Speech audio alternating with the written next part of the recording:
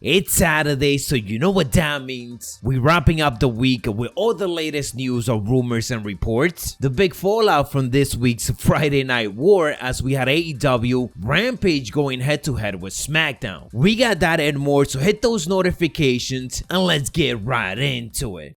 Getting to some of that juicy stuff, let's talk some ratings. But do keep in mind that these are the preliminary viewership numbers. The final numbers that will be released on Monday will likely be higher for each of the show. Nonetheless, as of right now, according to Andrew Zarian of the Mad Men podcast, SmackDown on FS1 brought in 793,000 viewers, while Rampage on TNT drew 549,000 viewers. The Rampage buy-in show, which aired during the second hour of SmackDown and happened live over on the YouTube channel of AEW, as of this morning it had over 600,000 views, with the show peaking at just under 100,000 viewers. AEW Rampage did trend it ahead of WWE SmackDown on Twitter at some point during the evening, but SmackDown did keep taking that first spot. So it was a good battle back and forth, and some might not like it, but the moral of the story is the fact that we had two great wrestling shows last night, and both of them did as expected. SmackDown didn't bury AEW Rampage, AEW Rampage didn't bury SmackDown. They actually did almost as expected, as if they were running separate shows on different time, but they just happened to be competing. But of course, looking at the viewership numbers, SmackDown did win by 31%. For some of you guys wondering why SmackDown ratings were so low, well, that is because it did happen on FS1, not on Fox Network, where they usually hit the 2 million viewership mark. Compared to the last time that they were on FS1, SmackDown basically did around the same type of numbers, meaning that AEW didn't necessarily affect it or brought down those ratings, but also SmackDown didn't really hurt Rampage either. I'm wondering what's gonna be the big difference on Monday when we get those official ratings, and also the demographics number. That's gonna be a huge difference, and that's usually something that is very important. So we're gonna see how close AEW gets to that compared to SmackDown. So let's stay tuned for those extra results. Onto some quick news. We got Bray Wyatt sharing cryptic message while he waits for his WWE non-compete to expire for him to return to action. On Friday night during SmackDown, the former WWE star dropped a cryptic social media message along with a photo of his last match in WWE, which was a loss to Randy Orton at WrestleMania 37. He wrote the following: "Don't worry, I will feed ya baby birds. Hashtag quote of Wingham." As noted, it was reported that Bray Wyatt wants to use his Wingham name going forward, as it is his real name. He has also changed his name on social media to that, although his ad is still WWE Bray Wyatt. Kinda odd that he hasn't changed that just yet, but he probably will when he signs with another company. And we know that once he takes it off, Twitter automatically unverify his account. So he's probably waiting to make the change to make sure that when he does change it, he's re-verified right away. Couple of extra notes on Bray Wyatt's potential return and where it could be. On Impact Wrestling, Christopher Daniels referenced baby birds. So these Bray Wyatt tweets and Christopher Daniels / Impact Wrestling kind of go hand in hand, but it's also worth mentioning that AEW president Tony Khan stated this week that he quote-unquote hasn't spoken with Wyatt yet, but he is interested in having a conversation. Obviously, Tony Khan has to be careful with what he says to avoid any tampering issues